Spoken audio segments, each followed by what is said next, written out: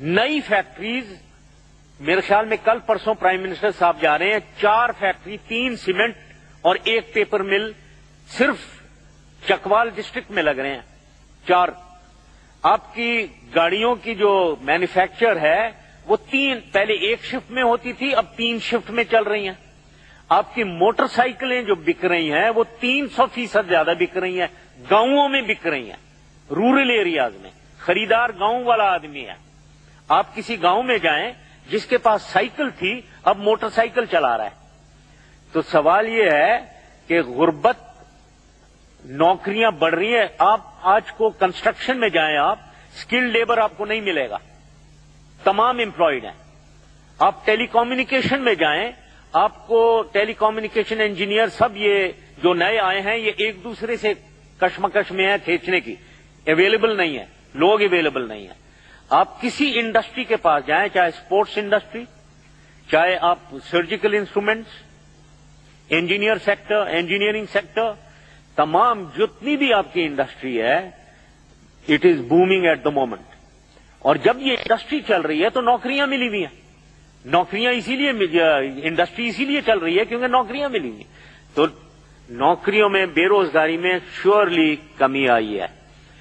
اور پاورٹی میں اس وقت آپ کی صرف کاٹن کراپ جو ہے, جو 15 ملین بیل پہ جا رہی ہے, اس سے 45 ارب روپے رورل اکانومی میں انجیکٹ ہو رہے ہیں. آپ کی جو ویٹ کراپ ہے جو انشاءاللہ 22 ملین ٹن تک جائے گی, اس سے تقریباً 25 ارب روپے رورل اکانومی میں جائے گی. یہ 60 ارب جو میں 70 ارب یہ کہاں جائیں گے؟ یہ تمام فارمر کے پاس جو بھی کاٹن اگا رہا ہے اور جو بھی ویٹ اگا رہا ہے. وہ کون ہے؟ وہ آپ کی 70% لوگ وہاں رہ رہے ہیں, ان کی غربت ہے, ان کے ہاتھوں میں جا رہے ہیں یہ پیسے. تو سوال یہ ہے کہ یہ ہمیں ایک بغیر سروے کے, بغیر انڈرسٹینڈنگ کے یہ بات کہتے رہنا نہیں چاہیے. غربت, میں میری بات کو غلط نہ سمجھے, میں یہ نہیں کہہ رہا ہوں غربت ختم ہو گئی ہے. غربت بالکل ہے, بے روزگاری ہے, لیکن پاکستان کی تاریخ میں پہلی دفعہ یہ ڈکلائن کی طرف ہوئی ہے. اس کی ایگزیکٹ پرسنٹیجز 2-4 مہینے میں بتائی جائیں گی, پوری قوم کو بتائی جائیں گی. تو ہمیں اتنا اس میں پیسیمسٹک نہیں ہونا چاہیے, ہمیں کوائٹ آپٹیمسٹک ہونا چاہیے کہ ہم صحیح راہ پہ چل رہے ہیں اور ایک حکمت عملی کے مطابق غربت اور بے روزگاری کو دور کرنے کے سلسلے میں ہم ٹھیک, ہماری کارروائی ہے اور ٹھیک چل رہی ہے, ملک ٹھیک چل رہا ہے. پھر یہ بلوچ عوام کی آپ نے بات کی ہے, یہ اس کی بھی مجھے حیرانگی ہے کہ آپ کو بھی سمجھ نہیں ہے اس کی. بلوچ عوام کے خلاف کوئی ایکشن نہیں ہو رہا ہے. ایک اگر سردار کی آپ بات سنتے ہو, یہ رن صاحب بیٹھے ہیں, یہ سردار بیٹھے ہوئے ہیں یہاں, یہ تو بالکل خوش بیٹھے ہیں, یہ بیٹھے ہوئے ہیں یہاں میرے سامنے. تو آپ, اور یہ ان کے برابر میں مینگل صاحب بیٹھے ہوئے ہیں, وہ بھی سردار ہیں. وہ یہاں آپ کو پتا ہونا چاہیے کوئی 78 سردار ہیں, جن میں سے 75 کو کوئی پرابلم نہیں ہے, سب گورنمنٹ میں ہیں, سب ایکشن کر رہے ہیں. 3 سردار بول رہے ہیں, ان میں سے ایک ڈیرا بگٹی سے گڑبڑ کر رہا ہے اور سوئی کو بھی اس نے اٹیک کر کے خراب کیا ہے. اس کو آپ نے کیا حق دیا ہے کہ وہ پاکستان یا بلوچ کا سارے پورے بلوچ قوم کے لیے آواز اٹھائے؟ آپ نے حق دیا؟ اب آپ بات سنیں, کیونکہ آپ بات کر لی ہے آپ نے, اب میری بات سنیں ذرا. تو آپ نے اگر حق نہیں دیا, میں نے بھی انہیں حق نہیں دیا ہے, نہ بلوچ قوم نے حق دیا ہے, نہ بلوچستان کے لوگوں نے حق دیا ہے. بلوچستان میں آدھے پختون ہیں, آدھے بلوچ ہیں. اب آدھے بلوچ کو لو, بلوچ میں نے آپ کو بتا دیا یہ بیٹھے ہوئے ہیں.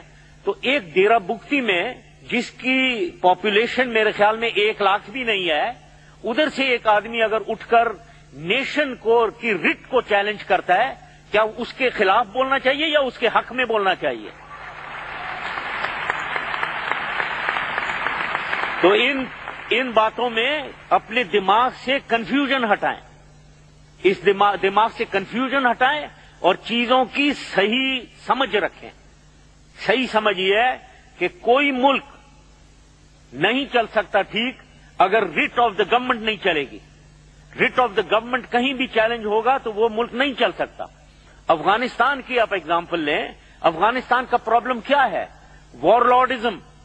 مطلب ایک انڈیویجول ہے, اس کے پاس ایک آرمی رکھی دی ہے اس نے, ہزاروں لوگوں کی, ان کے پاس سارے ہتھیار ہیں اور وہ بیٹھا ہوا ہے. ایک نہیں, دسیوں ہیں وارلارڈز. اگر پاکستان میں بھی وارلارڈز بن جائیں, ایک ٹرائبل ایلڈرز ہیں, یہ ہمارے بزرگ یہ بیٹھے ہوئے ہیں ہمارے ساتھی, یہ ٹرائبل لیڈرز ہیں, اپنے بڑے اچھا سر آنکھوں پہ یہ اپنے ٹرائب کو دیکھتے ہیں, ان کی بہتری کے لیے کام کرتے ہیں. لیکن وہی ٹرائبل لیڈر اگر اپنی ٹرائب کے, بگٹی کے کلپر ٹرائب ہے اور مسوری سب ٹرائب ہیں, ان کو انہوں نے نکال کے باہر کیا ہوا ہے اور ان کے بچوں کو مار دیا ہوا ہے. یہ آپ کو پتا ہے کیا؟ یہ پتا ہے کہ کلپٹ جو ہیں وہ ادھر سے اپنے سوئی ایریا سے نکال کے ڈیرہ غازی خان اور ملتان میں مر رہے ہیں. یہ آپ کو معلوم ہے کیا؟ یہ کس نے نکالا ہے انہیں؟ یہ آپ کو پتا ہے کیا؟ تو سوال یہ ہے کہ جو اپنی ٹرائب کے ساتھ ظلم تشدد کرے اپنے لوگوں کے ساتھ, اور دوسری چیز یہ کہ ایک فوج مینٹین کرے, 5,000 لوگوں کی فوج, تقریباً 4-5-6,000 فوج, جن کے پاس راکٹ لانچر موٹر ہیں, ٹریننگ کر رہے ہیں. کیا اس طریقے سے ملک کو چلنا چاہیے؟ کہ یہ جو آپ نیشنل انٹیگریشن کی باتیں ہو رہی ہیں, کیا اس طریقے سے ہوتی ہے نیشنل انٹیگریشن کہ کوئی انڈیویجول اٹھے اور وار لارڈ بن جائے اور اپنی ملک کو, رٹ کو, اور کہے کہ گوادر پورٹ نہیں بنے گا اور کہ پائپ لائن ایران سے نہیں جائے گی, ہم دیں گے؟ یہ کیا طریقے سے پاکستان چلے گا آپ کے لیے؟ پاکستانی کا تو یہ ہے, آپ ذرا نظریہ اپنا رکھیں. سبجیکٹس جتنی ڈسکشن ہوئی ہے, جتنے لوگ بولے ہیں, بات کی بہت پرٹیننٹ, یہ سب بالکل پرٹیننٹ کرنٹ سبجیکٹس ہیں. ان کی صحیح سمجھ رکھنی چاہیے اور ان میں صحیح رویہ ہونا چاہیے. اس کے بارے میں میری گزارش یہی ہے کہ آپ سب سے پہلے تو اپنے آپ لوگ کیا ہیں اور کس طریقے سے آپ کیا ہم آہنگی پھیلا رہے ہیں, یکجہتی یا ڈفرینشیٹ کر رہے ہیں, ہیٹریٹ کریے, یہ بھی دیکھیں اور صحیح طریقے سے سمجھیں. Thank you very much.